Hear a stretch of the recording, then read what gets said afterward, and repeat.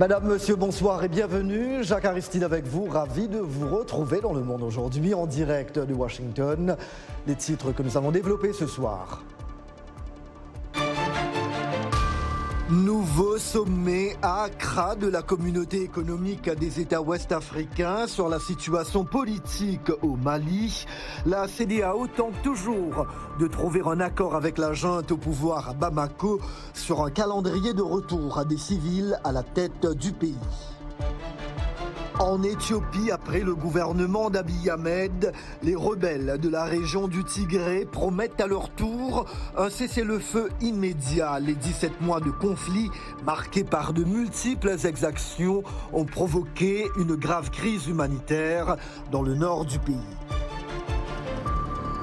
Début de la tournée de 2 jours du président américain en Pologne. Air Force One a atterri aujourd'hui non loin de la frontière avec l'Ukraine, pays envahi par les troupes russes. Le périple de Joe Biden intervient au lendemain d'un marathon diplomatique hors du commun à Bruxelles. Caméras, paillettes, tapis rouge, la cérémonie des Oscars a lieu ce dimanche. Il s'agit de la soirée la plus glamour d'Hollywood, avec son lot de moments marquants entre rire, émotion et embarras. Tout le programme tout à l'heure, en seconde partie de journal, en direct de Los Angeles. Les dirigeants ouest-africains sont de nouveau réunis à Accra aujourd'hui pour examiner la situation politique au Mali, une semaine après l'échec d'un accord avec la junte sur un calendrier de retour des civils au pouvoir et de levée des sanctions.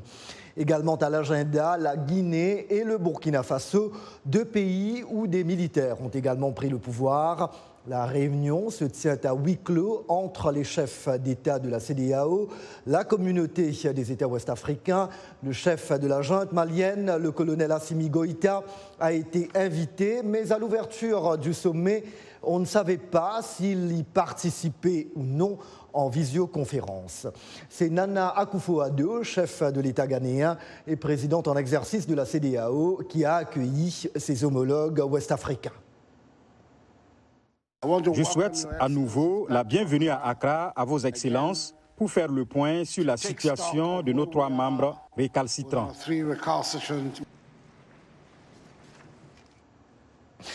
En Guinée voisine, autre pays où les colonels ont pris le pouvoir, vous venez de l'entendre, les assises nationales entamées mardi dernier se poursuivent.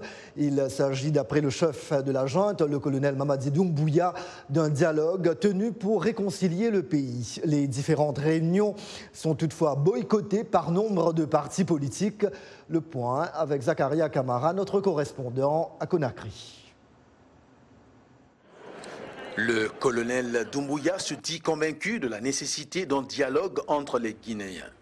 Le pays a un héritage lourd dans le domaine des droits de l'homme. Pour cet activiste, ces assises ne tiennent pas compte des préoccupations majeures des victimes.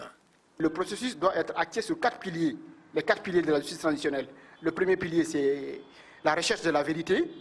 Ensuite, il y a la justice. Parce que, comme vous le savez, quand même, on ne peut pas se réconcilier sans la justice. Donc, un aspect essentiel, c'est la justice. Il faudrait qu'il y ait des cas qui font forcément nécessiter des poursuites judiciaires. Et le 3e pilier, c'est les réparations. Et là aussi, il faut des réparations. Et en termes de réparation, il y a la restitution des biens confisqués, il y a les excuses publiques qu'on peut présenter au nom de l'État, il y a les excuses des bourreaux. Donc, et le 4e pilier, c'est la réforme institutionnelle. Ces discussions s'ouvrent quelques jours après la publication d'une déclaration de 58 partis politiques, des structures qui dénoncent des dysfonctionnements qui entravent, selon elles, la réussite de la transition. L'urgence aujourd'hui en Guinée, c'est le chronogramme de la transition. Nous voulons savoir quand est-ce que cette transition prendra fin. Nous voulons parler du fichier électoral. Nous voulons parler des choses essentielles de la transition pour nous conduire à une transition réussie. Comme on peut le constater, l'idée des assises nationales divise les Guinéens. Les assises sont biaisées dès le départ. On n'attend pas grand-chose. J'aurais préféré, moi personnellement, que le CNRD fasse le dialogue autrement avec les partis politiques à la place de ces assises nationales. On ne peut pas dire qu'on peut réconcilier sans autant connaître quelle est la cause principale de la réconciliation. Pour réconcilier, d'abord il faut interroger la victime et savoir comment elle se sent avant de demander pardon. Même si presque toutes les composantes participent au débat, certains observateurs trouvent que la priorité se situe ailleurs. Une transition est appelée à régler un certain nombre de choses, c'est-à-dire à asseoir certaines choses, justement. Mais si aujourd'hui on engage des chantiers par-ci, par-là, pêle-mêle, je crois que ça n'ira pas. Les Guinéens attendent toujours un chronogramme pour le retour à l'ordre constitutionnel. Selon la charte proposée par les militaires, la durée de la transition sera fixée après un accord entre le CNRD, le Comité national du rassemblement et du développement et les forces vives. Zakaria Kamara pour VOA Afrique, Conakry. Ailleurs dans l'actualité, en Éthiopie, les rebelles de la région du Tigré, en conflit depuis 17 mois avec l'armée du pays, s'engagent à leur tour à respecter un cessez-le-feu quelques heures après l'annonce par le gouvernement éthiopien d'une trêve humanitaire illimitée. Les détails avec Jenny Kapumbu-Villa. La nouvelle de la trêve ainsi que l'annonce d'une cessation des hostilités ont fait écho dans ce pays qui n'a pas connu la paix depuis l'automne 2020. De nombreux événements ont marqué ce pays trouble de la Corne de l'Afrique ces dernières années, à savoir l'intervention militaire dans le Tigré. Le 4 novembre 2020, le Premier ministre éthiopien Abiy Ahmed lance une opération militaire contre les autorités régionales du Tigré, issues du Front de libération du peuple du Tigré TPLF, qu'il accuse d'avoir attaqué 2 bases de l'armée fédérale. Les exactions, le 26 février 2021, Amnesty International accuse des soldats érythréens d'avoir tué des centaines de civils en novembre à Aksum. Le 10 mars, Washington dénonce des actes de nettoyage ethnique au Tigré occidental contrôlé par les forces de la région voisine de l'Amhara, appuyant l'armée éthiopienne. La contre-offensive rebelle, le 5 août, les rebelles prennent le contrôle de Mekele et de l'Aliba en région Amhara. La mobilisation générale, le 10 août, Abiy Ahmed appelle la population à rejoindre les forces armées. Le gouvernement déclare l'état d'urgence le 2 novembre. L'enquête sur les exactions. Le 17 décembre, le Conseil des droits de l'homme de l'ONU approuve un mécanisme international d'enquête sur les exactions liées au conflit. Reprise des combats en Afar, le 9 janvier 2022, l'ONU annonce que les organisations humanitaires suspendent leur activité dans cette zone, tandis que les rebelles tigréens reprennent les combats le 25. L'ONU fait état de 4,6 millions de personnes, soit 83% des habitants de la région de l'Afar, en situation d'insécurité alimentaire. La trêve humanitaire illimitée. Le 24 mars, le gouvernement éthiopien décrète une trêve humanitaire unilatérale pour permettre la libre circulation de l'aide humanitaire au Tigré, où aucun convoi d'aide n'a circulé depuis le 15 décembre. Le 25, les rebelles s'engagent à mettre en œuvre une cessation des hostilités effective immédiatement. Je vous le disais en titre, le président américain Joe Biden a entamé aujourd'hui son périple de 2 jours en Pologne, tournée qui était très attendue dans ce pays allié, membre de l'OTAN et qui voit affluer les réfugiés fuyant la guerre menée par la Russie en Ukraine. Après avoir atterri, le locataire de la Maison-Blanche a rendu visite aux militaires de la 82e division aéroportée américaine, lesquels sont stationnés non loin de la frontière avec l'Ukraine. Par ce voyage, le chef de l'exécutif américain a voulu symboliser, d'après la Maison-Blanche, l'engagement des États-Unis à protéger les pays de l'OTAN, une obligation que Joe Biden a qualifiée de sacrée. Tenue également d'une réunion consacrée à la situation humanitaire en Ukraine et dans la région, le président américain gagnera ensuite Varsovie pour des entretiens demain avec les dirigeants polonais et une visite à des réfugiés ukrainiens.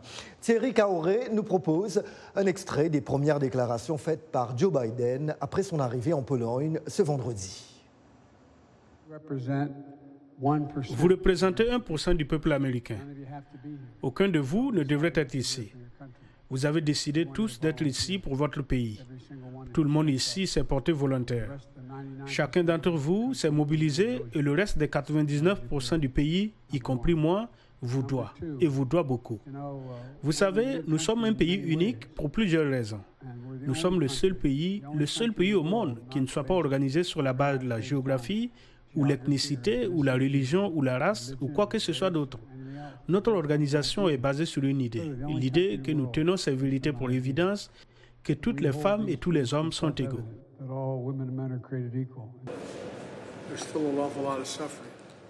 Il y a encore beaucoup de souffrance. Beaucoup d'entre vous, comme moi, dans le passé, sont passés dans des camps de réfugiés partout dans le monde. Et voir la dévastation à cause des gens qui sont abandonnés à cause de la guerre, des régions du monde ravagées, que ce soit au Moyen-Orient, en Afrique ou ailleurs. Je veux dire, c'est vraiment dévastateur de voir ces petits bébés avec des enfants, regarder des mères dont vous n'avez pas besoin de comprendre la langue, mais vous voyez à travers leur regard la douleur en regardant leurs enfants. Je pense qu'il n'y a rien de pire pour un parent que de voir un enfant souffrir. La tournée du président américain en Pologne intervient au lendemain d'une journée d'intense activité diplomatique à Bruxelles. C'était l'occasion pour Joe Biden de promettre pour la première fois une réponse de l'OTAN dans la guerre en Ukraine si la Russie devait avoir recours à l'arme chimique. Retour ce soir sur les 3 sommets qui ont eu lieu hier dans la capitale belge avec Anita Powell. Son reportage est relaté par Arzouma Compaoré. Le président Joe Biden a rencontré jeudi les dirigeants de l'OTAN, du G7 et de l'Union européenne pour s'attaquer à ce qu'il a décrit comme la plus grande menace pour la sécurité mondiale depuis la Seconde Guerre mondiale, alors que l'invasion russe en Ukraine dure depuis 1 mois, faisant des milliers de morts et des millions de réfugiés. Le chef de l'exécutif américain a assuré que les 30 pays de l'OTAN restent résolus et unis face à l'attaque de l'Ukraine par les forces sous le commandement de Vladimir Poutine. La chose la plus importante pour nous est de rester unis et que le monde continue à se concentrer sur la brute qu'est ce gare, sur toutes les vies innocentes perdues et ruinées et sur ce qui se passe. C'est cela l'important. Mais écoutez, si vous êtes Poutine et que vous pensez que l'Europe va craquer en 1 mois, 6 semaines ou 2 mois, pourquoi pas? Ils peuvent tout supporter pendant un autre mois. Mais nous devons démontrer, et c'est la raison pour laquelle j'ai demandé cette réunion, que nous devons rester pleinement, totalement et complètement unis. Et si la Russie devait utiliser des armes chimiques? Nous répondrions s'il l'utilise. La nature de la réponse dépendrait de la nature de l'utilisation. M. Biden a annoncé une aide supplémentaire de 1,3 milliard de dollars à l'Ukraine et révélé que les États-Unis ouvriront la porte à 100 000 réfugiés ukrainiens, de même qu'ils sanctionneront davantage les élites russes, plus de 40 entreprises de défense et 300 législateurs russes. Le président ukrainien a assisté virtuellement à la réunion de l'OTAN et a tenu des propos durs aux 30 dirigeants. Les responsables américains ont vite fait de remarquer qu'il n'a pas réitéré sa précédente demande de zone d'exclusion aérienne ou d'adhésion à l'OTAN. Jeudi, le dirigeant ukrainien a formulé des demandes spécifiques. Vous avez au moins 20 000 chars. L'Ukraine a demandé 1% de tous vos chars. Donnez ou vendez-les nous. Mais nous n'avons pas encore de réponse claire. Le pire pendant la guerre, c'est de ne pas avoir de réponse claire aux demandes d'aide. Le secrétaire général de l'OTAN, Jens Stoltenberg, a pour sa part révélé que l'alliance militaire renforce ses défenses contre les armes chimiques et nucléaires, alors que l'inquiétude grandit de voir la Russie utiliser de telles armes en Ukraine. Il a également annoncé la formation de 4 nouveaux groupes de combat en Bulgarie, en Roumanie, en Hongrie et en Slovaquie, ce dont les dirigeants d'Europe de l'Est disent avoir besoin de toute urgence.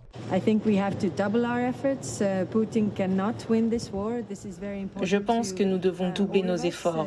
Poutine ne peut pas gagner cette guerre. C'est très important pour nous tous, pour la sécurité de l'OTAN également. Et la deuxième chose dont nous devons discuter, c'est d'augmenter nos dépenses de défense et de le faire de manière très judicieuse. Pour que nous renforcions le flanc oriental et surtout les pays baltes, parce que nous ne pouvons pas avoir ce plan pour défendre le pays seul et être libérés ensuite. Pendant ce temps, à seulement 1300 miles de Bruxelles, l'Ukraine marque son premier mois de guerre avec des milliers de morts parmi les civils et plus de 3,6 millions de réfugiés selon les Nations Unies. Pour ces Ukrainiens, rien ne sera plus jamais comme avant. Pendant ce temps, des réfugiés ukrainiens arrivent toujours en grand nombre en Pologne. Beaucoup de bénévoles tentent de leur venir en aide dans les camps érigés à la frontière. Reportage sur place de Merin Gawe et de Karina Chaudhary. Récit Yakuba Bouidraugo. Le camp de Korczowa, à quelques kilomètres de la frontière de la Pologne et l'Ukraine, est un point de transit pour les réfugiés. Dès qu'ils sortent des bus, ils sont accueillis par des bénévoles qui leur fournissent nourriture, eau et autres produits de première nécessité.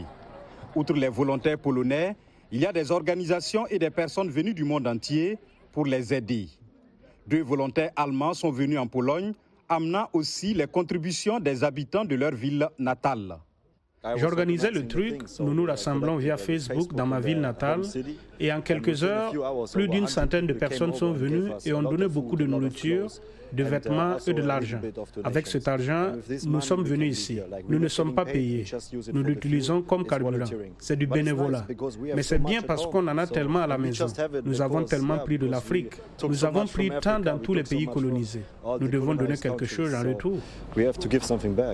Des bus transportent les personnes du camp de réfugiés de Korczowa à la gare de Przemyśl, point de transit majeur pour les réfugiés. De là, ils embarquent dans des trains vers d'autres villes de Pologne et même vers d'autres pays voisins. Daria, professeure de solfège, et ses 2 fils attendent un train pour la Suède. Elle voulait rester en Ukraine pour aider, mais affirme qu'elle doit aussi penser à la sécurité de ses enfants. Mon mari est en Ukraine. Il est resté en Ukraine pour protéger son pays. Nous avons décidé de partir parce que je m'inquiète pour leur vie. Je ne pense pas à ma vie. Je dois réfléchir à la façon de les protéger.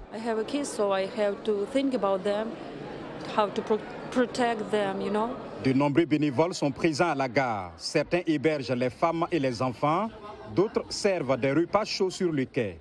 Sacha est une volontaire venue avec sa famille depuis Austin au Texas pour aider. Nous sommes venus en famille, nous voulons juste aider. Ma famille parle russe et nous nous sentons donc particulièrement qualifiés pour venir parce que nous pouvons traduire. La plupart des bénévoles sont venus de leur propre chef. Il est difficile d'imaginer où ils iront d'ici et comment ils trouveront des emplois et quand ils pourront revenir et à quoi ressemblera leur maison à leur retour. Et donc cela est un problème que nous pouvons examiner en ce moment, mais ça restera un problème pour la plupart de ces personnes dans quelques années. Daria, la professeure de solfège, exprime sa douleur face à ce qui arrive à son pays. C'est horrible, horrible, parce qu'un fou est venu chez moi et a tout détruit. Détruit la maison de quelqu'un. Vous savez, c'est un sentiment horrible. Cependant, elle garde toujours espoir qu'un jour, elle pourra retourner chez elle. Et voilà pour la première partie de votre journal. S'il vous plaît, n'allez nulle part ailleurs. Le Monde aujourd'hui revient dans une petite minute. Merci.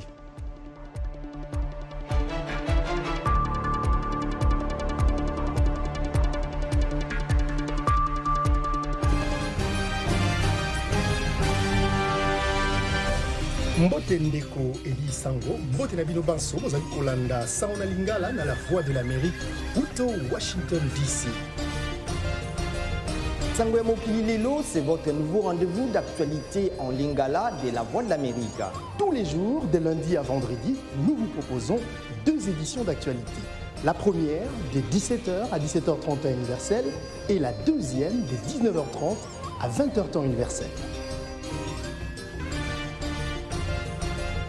Politique, société, culture, économie, sport. La rédaction Lingala de la Voix de l'Amérique vous donne rendez-vous pour décrypter l'actualité congolaise, africaine et du monde. Sango ya Mokili Lelo, c'est tous les jours, de lundi à vendredi, sur nos ondes et celles de nos stations partenaires, dans l'une des plus belles langues d'Afrique, le Lingala.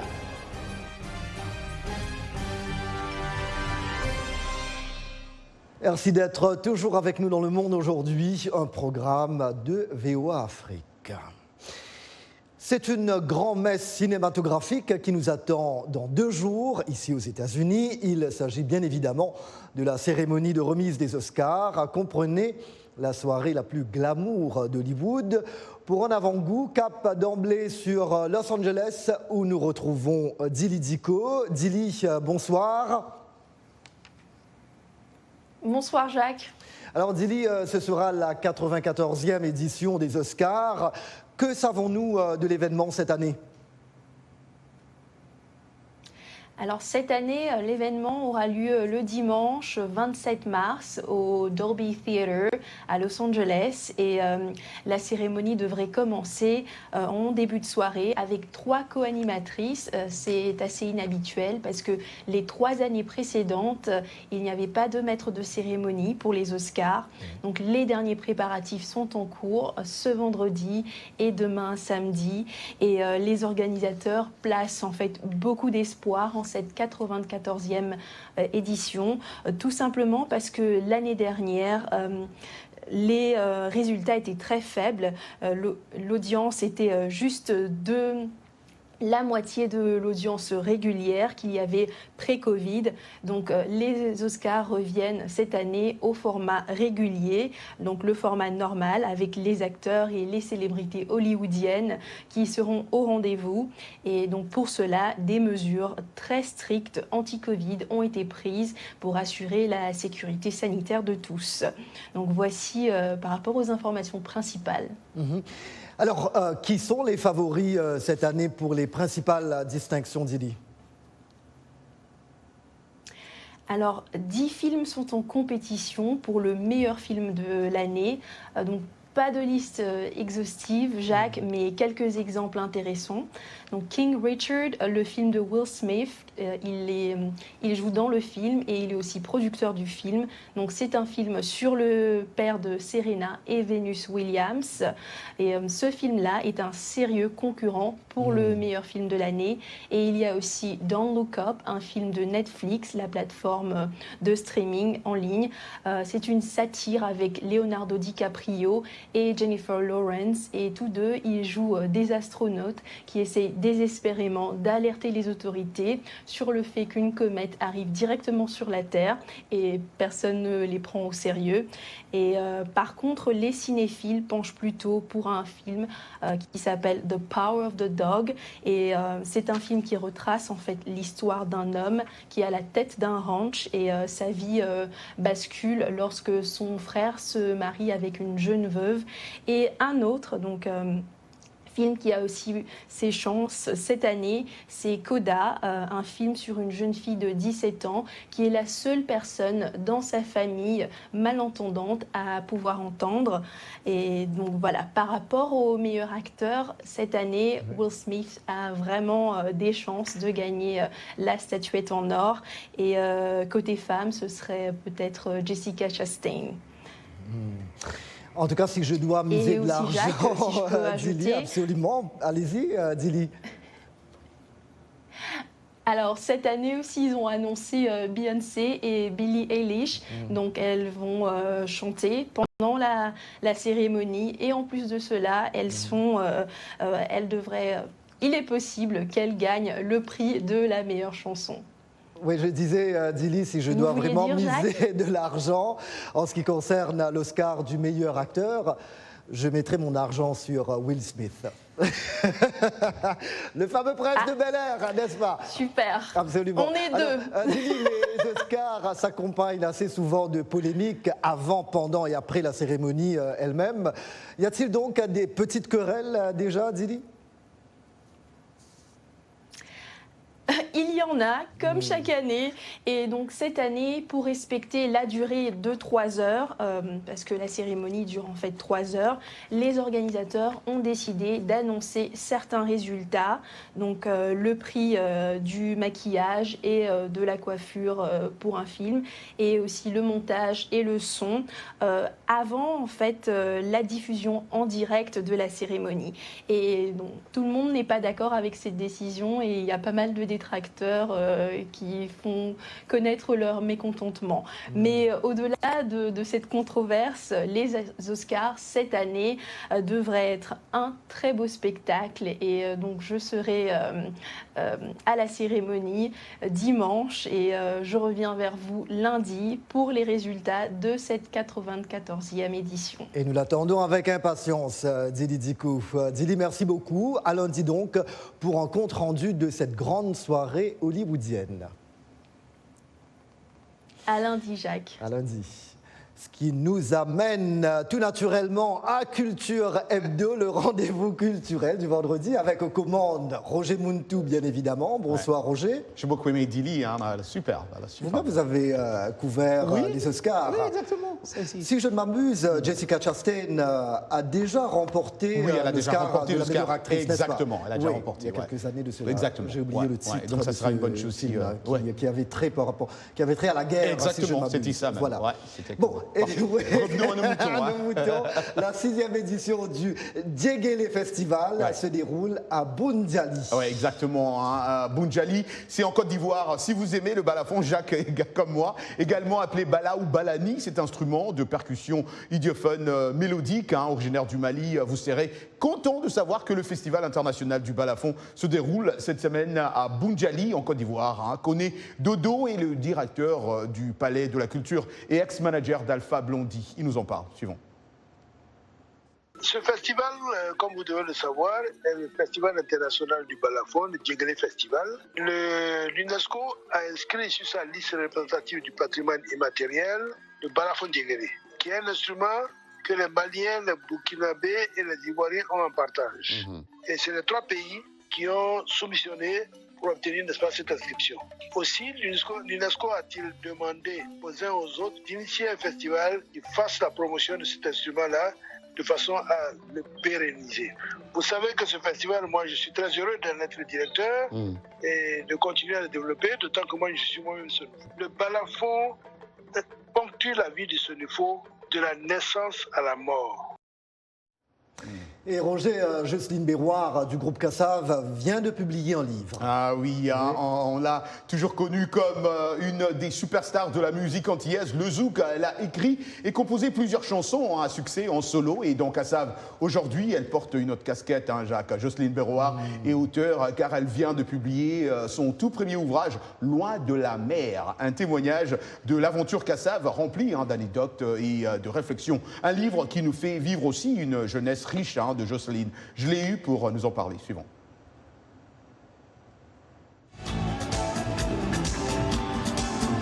Nous, Patrick, il faisait partie de ce groupe. Et quand il est parti, je veux dire, on a commencé à entendre des tas de choses sur lui, etc., etc. Et je me suis dit, il ne faut pas que les gens réinventent la vie de Kassav. Ce n'est pas l'autre qui doit écrire ton histoire, c'est toi-même qui dois écrire ton histoire. Donc, j'ai pris sur moi de devoir écrire cette histoire-là. Alors, au départ, j'ai un ami qui est écrivain, puisque moi j'écris des chansons, donc je ne sais pas écrire de livres au départ, en 2013. Donc, j'ai Bertrand Dical, qui est un grand ami, a passé des jours et des jours à m'enregistrer, où je lui racontais des tas de choses. Alors, pour m'aider, heureusement que je n'avais pas de journal à proprement parler, mais j'avais tous mes agendas que j'avais gardés et sur lesquels je notais des petites choses comme ça, ce qui fait que j'ai pu retrouver certains événements, mais globalement, je lui ai raconté toute ma vie, mon enfance, et puis toute l'épopée Kassav, quoi, quelque part. Alors, Loin de la mer, pourquoi ce titre Eh bien, parce que déjà, alors au départ, mon premier titre... Ça commence toujours avec... mais oui, parce que c'est toute une réflexion à chaque fois. Je veux dire, le tout premier titre, c'était La Pagaie d'or. La Pagaie d'or, c'est-à-dire qu'on ramait, c'était la galère. Parce que vous savez, quand on vous dit c'est une galère, parce qu'on a fait plein de concerts, quel que soit l'endroit, qui étaient galères. Ben voilà, Roger, merci beaucoup. Un livre à lire en tout cas. Un livre et l'interview en intégralité sur notre site. Absolument. Voilà, point final à ce journal. Très bon week-end à vous.